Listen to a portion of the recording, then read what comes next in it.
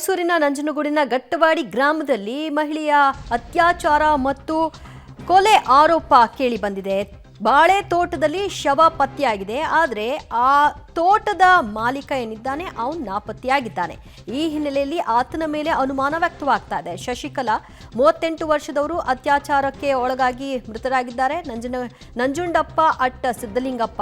So ಅವರ ತೋಟದ ಬಾಳೆ ತೋಟದಲ್ಲಿ ಈಗ ಈ ಒಂದು ಶವ ಪತ್ತೆಯಾಗಿರೋದು. ಘಟನಾ ಸ್ಥಳಕ್ಕೆ ಡಿವೈಎಸ್ಪಿ ಭೇಟಿ ಕೊಟ್ಟಿದ್ದಾರೆ, ಪರಿಶೀಲನೆಯನ್ನ ನಡೆಸಿದ್ದಾರೆ. ಮೈಸೂರಿನ ನಂಜನಗೂಡಿನ ಗಟ್ಟವಾಡಿ ಗ್ರಾಮದಲ್ಲಿ ಆಗಿರುವಂತಹ rape and murder case. Nanjangud ತಾಲೂಕಿನ ಗಟ್ಟವಾಡಿ ಗ್ರಾಮದಲ್ಲಿ ನಡೆದಿರುವ ಘಟನೆ. ಶಶಿಕಲಾ ಅತ್ಯಾಚಾರಕ್ಕೆ ಒಳಗಾಗಿ ಕೊಲೆಯಾಗಿರುವಂತಹ ಮಹಿಳೆ ಅಂತ ಗುರುತಿಸಲಾಗಿದೆ.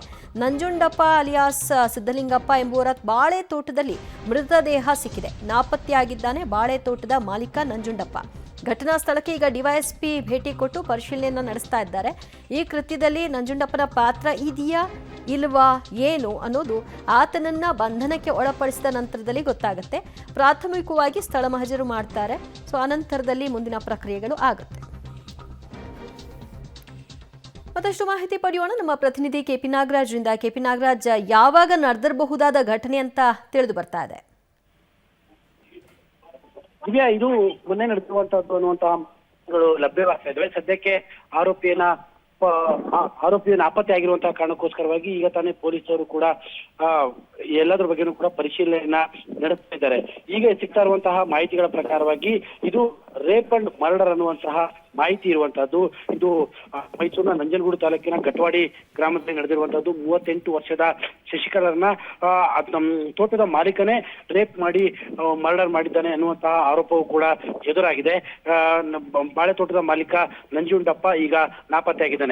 ಬಾಳೆ ಗಿಡಕ್ಕೆ ನೀರು ಹಾಕಿರುವಂತಹ ಸ್ಥಿತಿಯಲ್ಲಿದೆ. ಅದನ್ನ ಮೇಲ್ನೋಟಕ್ಕೆ ನೋಡ್ತಾ ಇದ್ರೆ ಇದು ಆತ್ಮಹತ್ಯೆ ಅಲ್ಲ ಅನ್ನುವಂಥದ್ದು ಸ್ಪಷ್ಟವಾಗಿ ಗೊತ್ತಾಗುತ್ತೆ. ಯಾಕಂದ್ರೆ ಬಾಳೆಯ ಗಿಡಕ್ಕೆ ನೇಣು ಹಾಕೊಳ್ಳೋಕೆ ಸಾಧ್ಯನೇ ಇಲ್ಲ.